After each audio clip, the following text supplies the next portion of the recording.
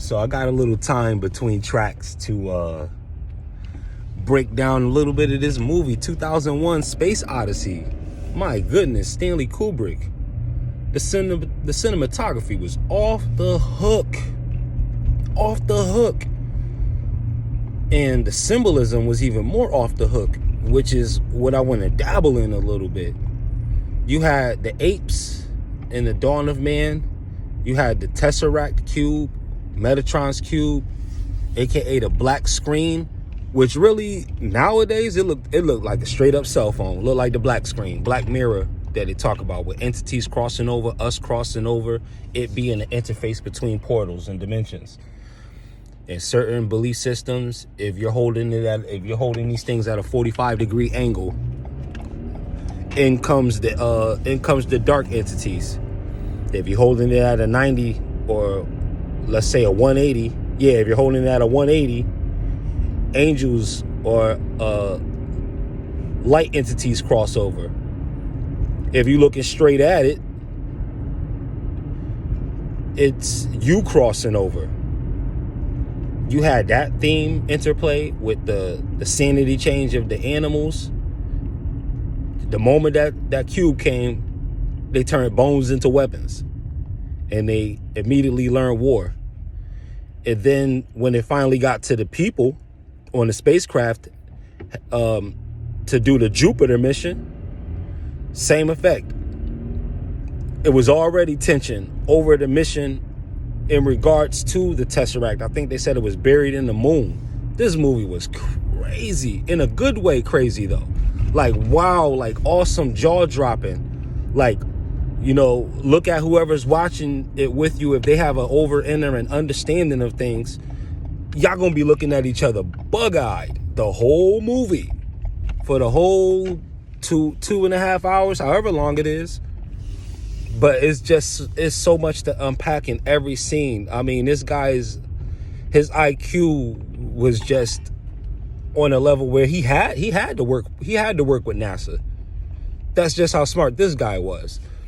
And every single scene, every single frame just has these endless messages and endless clips and symbology and references to things, and references to new technology and a new way of society.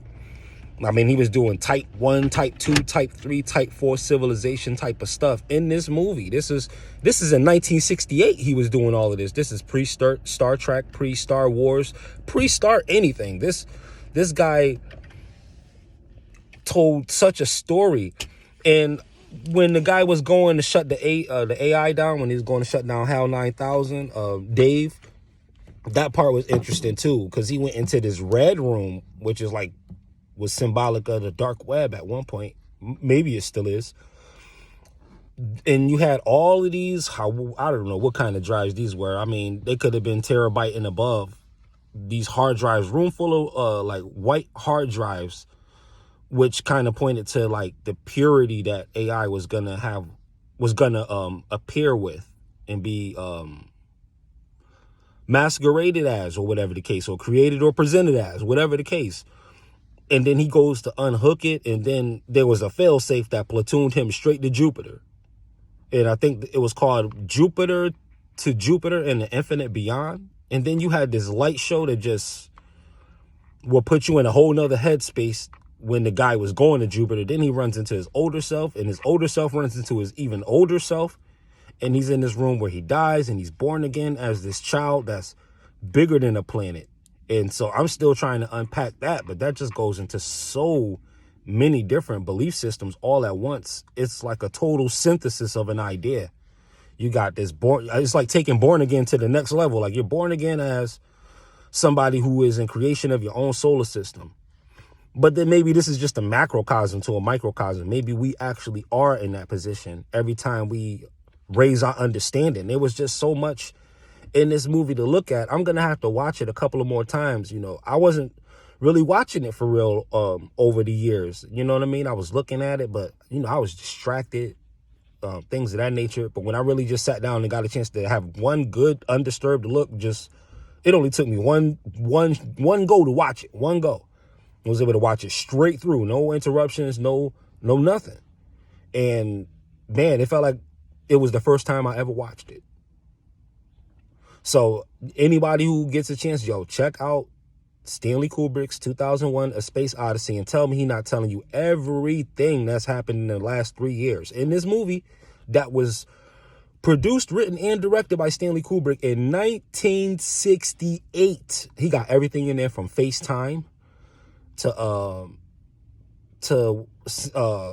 AI to smart cities to smart worlds to aircraft to interdimensional travel to time lapses to paradoxes to wormholes to the Metatron cube to sacred geometry to illuminism to Kabbalah to clip off to wizardry to witchcraft to socialism.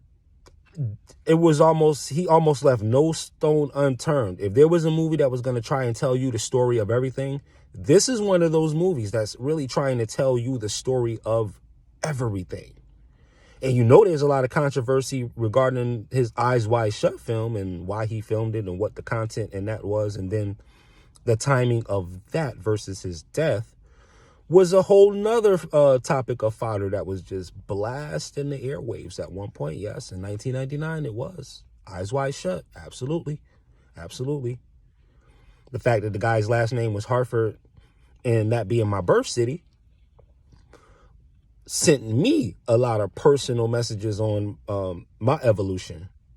But again, that's enough about that for now, because I'm just going to start babbling, and I've probably been babbling this whole video. But I just wanted to share that because I'm just too excited over like everything that maybe my learning has allowed me to understand about this movie now. Maybe is me being older watching it with a more experienced mind.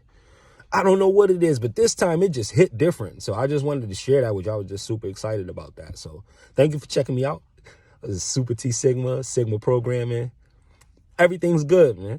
I'm about to jump back into the music. So hopefully I could just splash in, at least say hi to you guys, you know, here and there. But the music just been having me too on a whole nother 2023 Jupiter and Beyond Space Odyssey type of flow, you know? So I'm going to jump back into that.